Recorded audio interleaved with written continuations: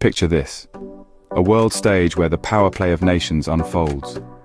The recent decision by the Trump administration to pause military aid and intelligence sharing with Ukraine could very well be a game-changer in the global political chessboard. It all began in a contentious Oval Office meeting between President Trump and Ukrainian President Zelenskyy. Sparks flew, and the aftermath saw the US administration putting a pause on military assistance and intelligence sharing with Ukraine. The reason? A perceived lack of gratitude and a failure to sign a critical minerals deal on Ukraine's part. The White House claims Ukraine received fair warning before this drastic decision. Negotiations are currently underway, with Special Envoys Keith Kellogg and Steve Witkoff at the helm. Interestingly, these talks are scheduled to take place in Saudi Arabia, a neutral ground perhaps. The implications of this decision are far-reaching.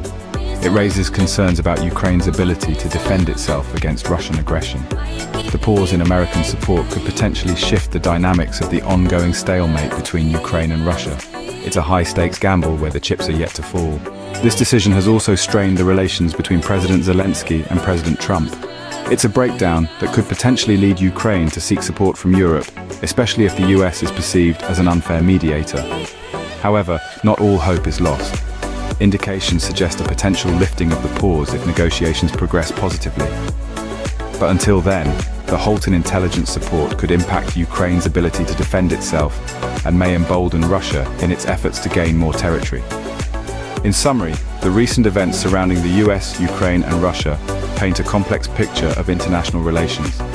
The pause in military aid and intelligence sharing with Ukraine by the Trump administration could potentially reshape the battlefield. It's a story of power, politics, and potential peril. Only time will tell how these events will shape the future of these nations, and potentially the world.